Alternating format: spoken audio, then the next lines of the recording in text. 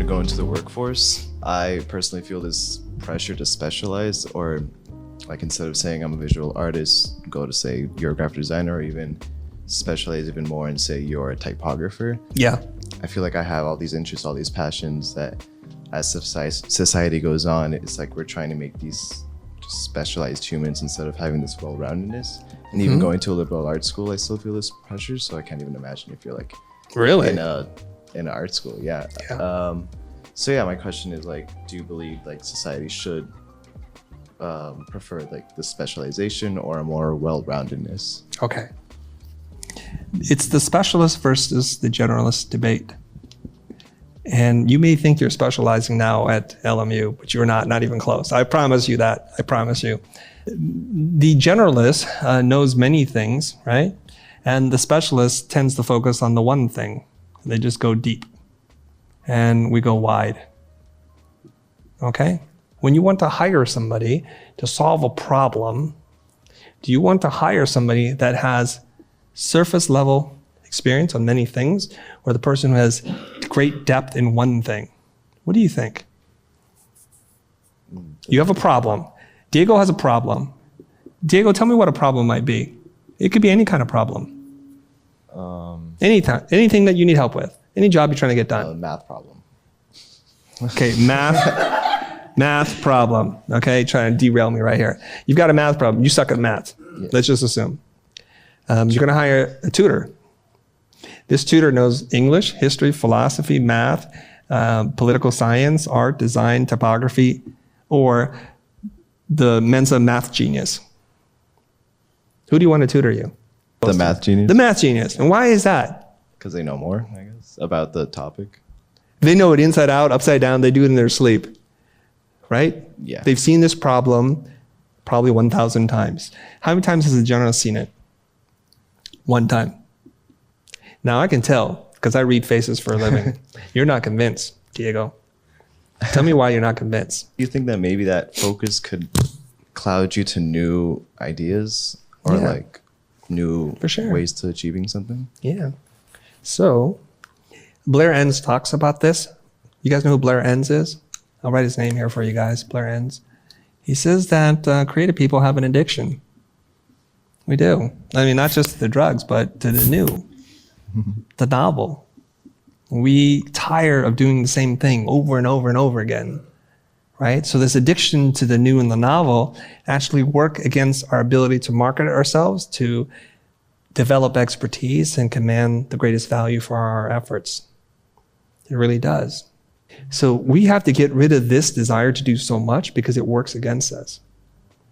Jordan Peterson talks about this. He's like, creative people are amazing, create immeasurable value in the world. And he talks about the Sistine Chapel and how much commerce that's made. And there's studies about how much revenue the Eiffel Tower has made for France in merch and souvenirs, not even just tourists. It's crazy. It's like over $1 billion. That's what the power of art is. But he said that we are by nature divergent thinkers versus convergent thinking.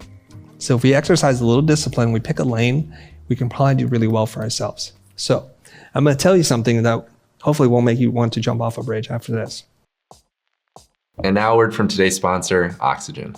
One of the best things about being a freelancer is that you choose your own clients. You have the flexibility to work when and where you want. But as a freelancer, your finances are constantly fluctuating with the amount of work you do throughout the year. As a freelancer, it's really hard to establish credit with a traditional bank because we don't have a typical 9-to-5 job. But that's where Oxygen comes into play. It's a bank that works with freelancers. Using your Oxygen Visa debit card, you can take cash out at more than 55,000 ATMs with no fees. And you get instant cashback credit on your typical expenses. They help you establish credit, and we all know that credit is important if you ever want to take out a loan. After banking with Oxygen for 90 days, you can access a line of credit to help you grow your practice and help with unexpected expenses. Oxygen allows you to take control of your finances and access credit that we've never had access to before. Sign up by clicking the link in the description below. Now back to the video. Which is this, is that you probably should specialize externally, okay? While you remain a generalist internally.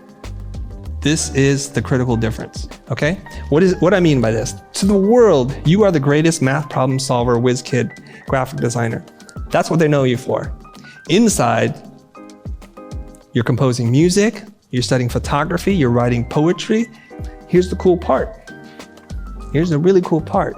When you get so much work and opportunities from this, have you heard of the halo bias? It's pretty cool. So there are hundreds of kinds of bias, prejudice that we all have, shortcuts that we make about things to explain the world, because mostly it takes up too much energy to think about things. The halo bias is, if you're good at one thing, you must be good at everything. This happens all the time. You see somebody who's smart at one thing, you just assume they're smart at everything. This works the opposite. God, he sucks at logo design. He must suck at web design too. God, he is ugly. He must be terrible at everything. This is what happens. So when you show the world just one thing that you're really good at, they just assume you're good at everything. So other opportunities open up over here once you've established this superstar status. And to remind you, I'll just draw a star, okay? Once you achieve this level of fame or expertise, credibility, then they start asking you for all kinds of stuff. Internally, I'm studying philosophy, I'm looking at psychotherapy, I'm looking at typography, I'm looking at lots of different things. I don't put that out there all the time. This makes me richer internally. This makes me rich externally, meaning money in the bank. Okay? Does that make sense? Yeah. So don't throw yourself off a bridge. You can still love all those things that you like to do. You can. Just pick a lane and go deep on that and put that face into the world, because the halo bias works for you. It also works against you. Now here's the rule. Many of you guys are going to get out of school in a few months. When you put out your portfolio, edit out all the garbage. And I promise you right now, because your program is not that focused, there's a little bit of garbage in there. Just take it out. Don't get this idea that you have to have 14 pieces. You need 3. I said it, you need 3. I got my first job in advertising by sending 4 pieces in a FedEx box. I was offered a job. I did it because my portfolio was not advertising based. So I picked 4 pieces that might feel like advertising, that was conceptual, and that's it. Got hired because of that. So some of the things that you think are true are not true. It's not the quantity, because what they do is they look at the worst piece and they imagine the rest of your work like that. If you could put that piece in your portfolio, I wonder what you're gonna do to us. So don't put anything that you're not super proud of.